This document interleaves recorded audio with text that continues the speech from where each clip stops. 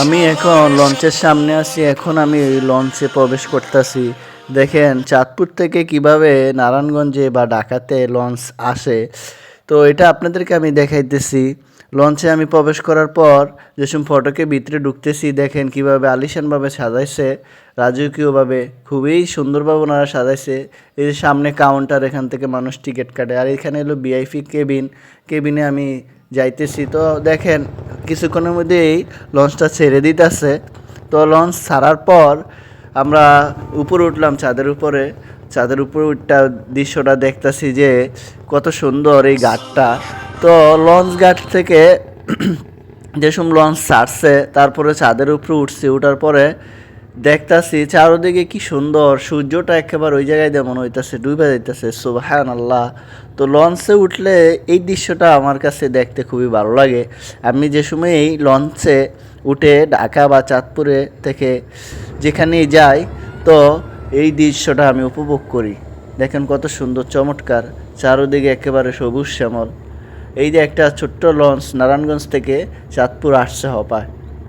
তো দর্শক, লঞ্চের যাতায়াতটা খুবই আরামদায়ক। আমরা অনেকেই বাসে যাতায়াত করছি এবং ট্রেনে যাতায়াত করছি, বিভিন্ন বস্তু দিয়ে যাতায়াত করছি। তো অনেকেই লঞ্চে আমরা যাতায়াত করি না। তো চাঁদপুর যারা আসেন, মিনি কক্সবাজার আছে, এখানে আসলে আপনারা লঞ্চে যাতায়াত করতে পারবেন। খুবই ভালো লাগবো, খুবই চমৎকার। আর সূর্যটা আপনারা এত কাছ থেকে এখান থেকে দেখবেন, আপনারা এই বিকালে সূর্যটা ডুবে যায়। তো লঞ্চ চলতেছে, আমি এখন ছাদের উপরে আসি এবং ছাদের উপরে উঠে সমুদ্রের এই দৃশ্যটা দেখতে আমার কাছে খুবই ভালো লাগে। দেখেন বিভিন্ন লঞ্চ চলতেছে, জাহাজ চলতেছে, স্টিমার চলতেছে। আর এটা আমি উপর থেকে দেখতেছি, উপভোগ করতেছি। তো আপনারাও চাঁদপুর আসবেন, আসলে এগুলো উপভোগ করতে পারবেন।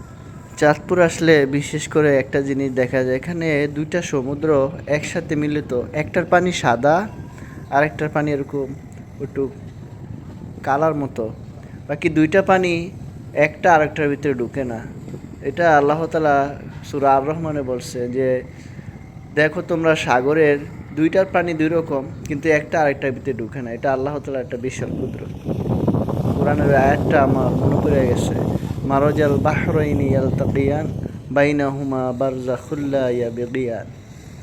আল্লাহ তাআলা বলতেছেন সমুদ্রের যে পানি দুটা স্তর হয়ে থাকে, একটা আরেকটার ভিতরে ঢুকে না।